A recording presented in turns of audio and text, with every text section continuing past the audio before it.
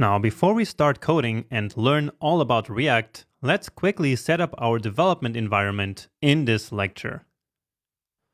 Now, since you're taking this course, I'm assuming that you already did some coding before, and therefore you will already have some code editor installed on your computer.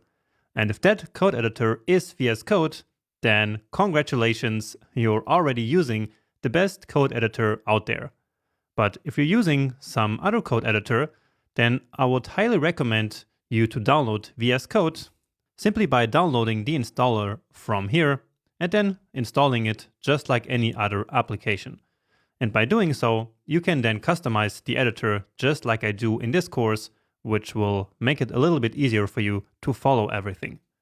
Next up, of course, we need a web browser to actually run the applications that we are going to build. And I'm using Google Chrome for that. And so I highly encourage you to use the same browser so that our results are going to look the same. So if you don't have it installed yet, then make sure to do that right now. And finally, we are going to need to install Node.js on our system. And this is not because we will do some Node.js development, but it's simply because all the tools that we're going to use run on Node.js. And it's important that you use at least Node version 18.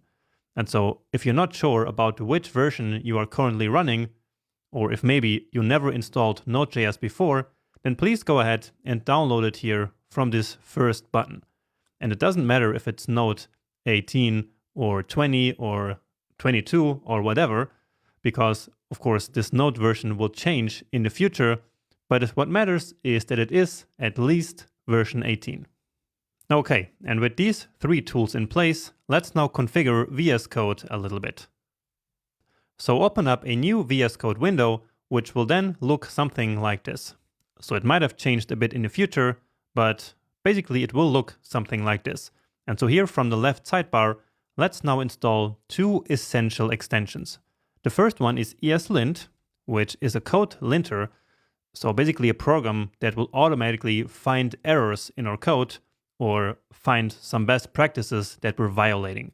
And maybe you have already used this linter before, but if not, really make sure to download it. It's really popular with over 25 million installs.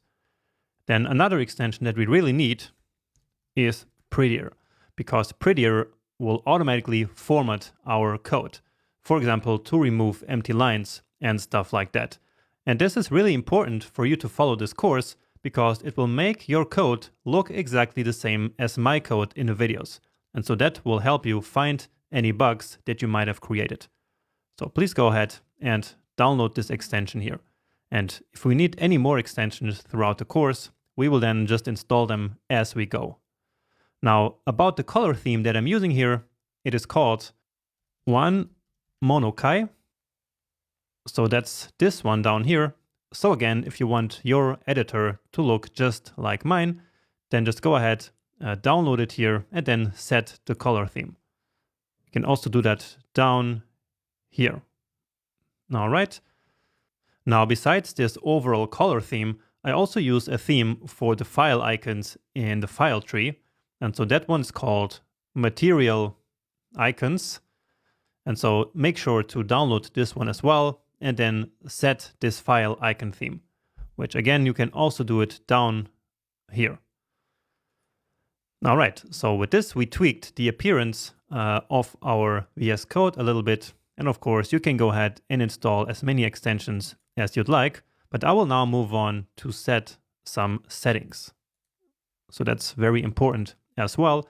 And the first one is the autosave setting.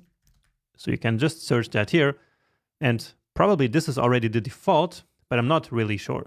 So just make sure to set autosave to on focus change, which will ensure that your code gets saved each time that you go to a different tab or to a different window.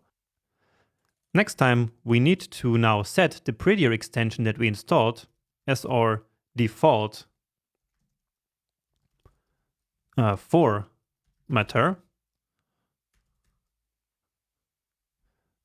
So that's this setting right here. So make sure to set it here to Prettier code formatter. So otherwise, sometimes VS Code doesn't know how to activate Prettier. And then also we want to tell VS Code to do this formatting on save. So let's search for the setting format on save, and then let's simply turn this on right here. Then about ESLint, we can set the ESLint run setting here and set it to on save. So basically, by default, ESLint will run each time that you type a new character, which might be a bit too much. And so by setting this here, ESLint will only check our code each time that we save it, which usually is more than enough. But of course, if you want, you can also leave the default, which is on type. Okay, so that's all the settings that we need.